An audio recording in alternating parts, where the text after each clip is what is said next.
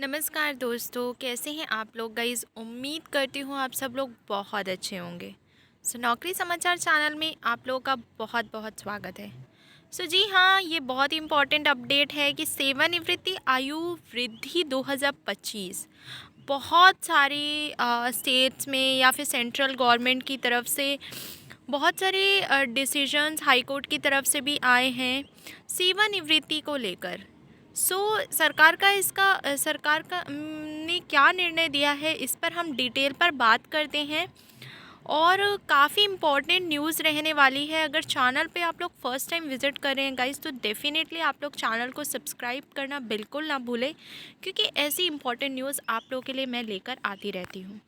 चलिए बात करते हैं। नई सेवानिवृत्ति आयु 65 वर्ष निर्धारित किए जाने के साथ भारत सरकार ने कर्मचारियों के लिए सेवानिवृत्ति आयु की सीमा बढ़ाने के लिए औपचारिक स्वीकृति दे दी है, जिससे विभिन्न क्षेत्रों में लाखों श्रमिकों को विस्तारित सेवा अवधि प्रदान की जा सकेगी। कार्यशील आबादी में कमी को कम करने, अनुभवी कार्यबल को बनाए रखने और श्रमिकों को सुरक्षा जाल प्रदान करने के लिए ये लंबे समय से प्रतीक्षित था।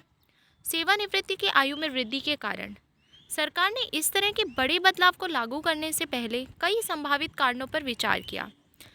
इनमें से कुछ प्रमुख कारण इस प्रकार हैं। जीवन प्रत्याशा में वृद्धि। चिकित्सा विज्ञान और बुनियादी जीवन स्थितियों में काफ़ी सुधार हुआ है, जिसके परिणाम स्वरूप व्यक्तियों के लिए जीवन अवधि लंबी हो गई है और उत्पादक वर्ष भी बढ़ गए हैं। कार्यबल को बनाए रखना।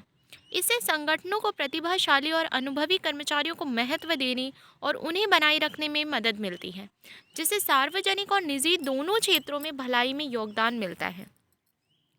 कर्मचारी वित्तीय सुरक्षा। लंबी सेवा से पेंशन और सेवानिवृत्ति लाभों में योगदान बढ़ता है, जिससे सेवानिवृत्ति आयु वाले कर्मचारियों के लिए बेहतर आर्थिक स्थिरता सुनिश्चित होती है। राष्ट्रीय अर्थव्यवस्था पर प्रभाव। कार्य अवधि बढ़ाए जाने से ये श्रमिक राष्ट्र के लिए अधिक उत्पादक बनेंगे, जिससे पेंशन निधि के प्रति तत्काल देयता कम हो जाएगी। नई सेवानिवृत्ति आयु से प्रभावित क्षेत्र। उम्मीद है कि सेवानिवृत्ति की बढ़ती उम्र के दायरे में सरकारी कर्मचारी, सार्वजनिक क्षेत्र के कर्मचारी और चुनिंदा निजी क्षेत्र के कर्मचारी भी आएंगे। प्रभावित होने वाले कुछ प्रमुख क्षेत्रों में निम्नलिखित शामिल हैं।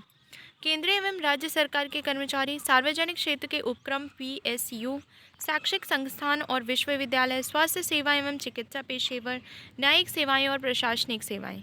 बेशक इस विस्तार से निश्चित रूप से सरकारी कर्मचारियों को लाभ होगा, संभवतः इसे निजी क्षेत्र की नौकरियों तक विस्तारित करने पर भी चर्चा चल रही है। कर्मचारियों और संगठनों पर प्रभाव।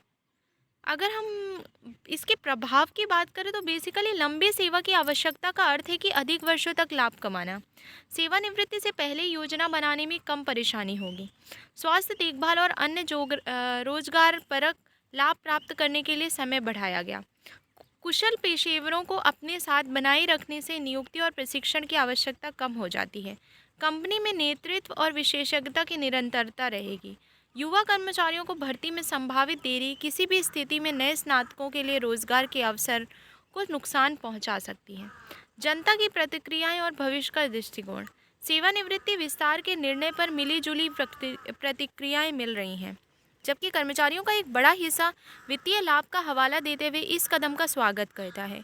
कुछ विशेषज्ञों का तर्क है कि इससे युवा पीढ़ी के नौकरी के प्रति बंधन कम होगा। सरकार ने सेवानिवृत्ति के लिए संक्रमण योजनाएं बनाने की संभावना है, ताकि कार्यबल के अनुभवी सदस्यों और नई प्रतिभाओं के बीच संतुलन बनाया जा सके। निष्कर्ष। सेवानिवृत्ति की आयु बढ़ाकर 65 वर्ष करना भारत के रोजगार ढांचे में एक प्रमुख नीतिगत बदलाव को दर्शाता है। जबकि सरकार वित्तीय रूप से सुरक्षित और कार्यबल को तर्कसंगत बनाने के निहितार्थों को अनुकूल रूप से देखती है, लेकिन युवाओं और आर्थिक गतिशीलता पर दीर्घकालिक प्रभाव देखना अभी बाकी है। सी उम्र को बढ़ाना कोई बहुत बड़ा वो नहीं है, ठीक है, उम्र बढ़ाना अच्छी बात है, बट इससे क्या है ना गाइस, जो लोग 25 साल से रिटायर हो रहे थे तो इससे क्या है कि वैकेंसीज क्रिएट हो रही थी, जॉब्स क्रिएट हो रही थी, बट अगर वो लोग रिटायर होंगे नहीं तो फिर इससे जो है, जो हमारे युवा हैं जो उस पोस्ट को कवर करते, उन लोगों के लिए थोड़ी अपॉर्चुनिटीज़ ना बहुत डिक्लाइन हो जाएंगी। इसके देखिए साइड इफ़ेक्ट्स और एडवांटेजेस डिसएडवांटेजेस दोनों रहने वाले हैं और दोनों आपको देखने के लिए मिलेंगे। देखते हैं कि ये कितना सक्सेसफुल होता है। बट अभी तक तो जो सरकार ने, हाई कोर्ट ने निर्णय दिया है, दिल्ली हाई कोर्ट में भी ये चल रहा था केस, तो उसमें भी उन्होंने आयु बढ़ाने के पक्ष में ही अपना फ़ैसला सुनाया है।